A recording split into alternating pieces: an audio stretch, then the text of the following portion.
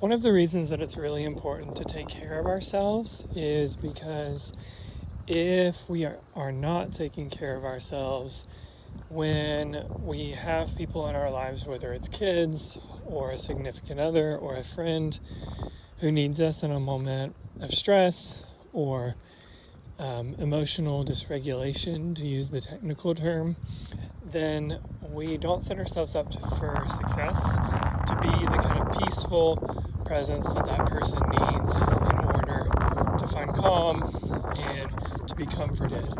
There's a technical term that I was sharing with a client's caregiver earlier this week called co-regulation. And of course, the co there means with. And so that really means regulating with another person.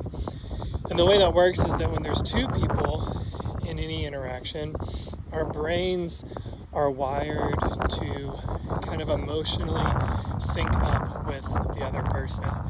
And so when we're upset, if the other person is not calm and regulated, then the tendency is going to be for the two dysregulated or the two upset or the two overwhelmed or stressed out people to only make each other more stressed, more upset, more overwhelmed. This is why it's never a good idea to try and calm a child who is pitching a temper tantrum when you are frustrated that they are having the tantrum at all. This is why when a partner is really upset about something, it's really not helpful to try and comfort them or calm them when you are stressed about your day or overwhelmed about a long list of chores.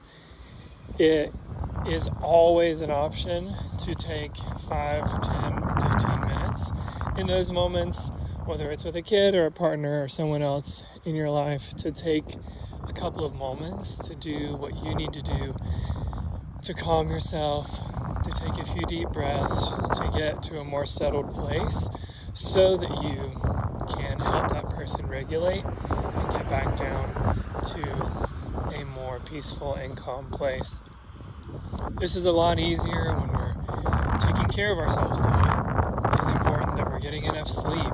It's important that we are being mindful of how much time we're spending on our devices. It's important that we're eating well, that we're exercising as much as we can, because all of these things contribute to a well-regulated nervous system, to a brain that is not stuck in fight or flight, and all of these things help us to show up to the people in our lives more successfully.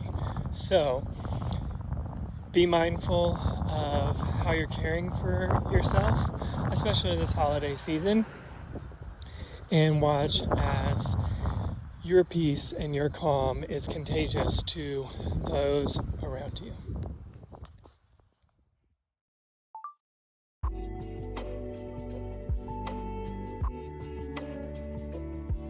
Thank you for listening to today's episode of Voice Memos from a Therapist.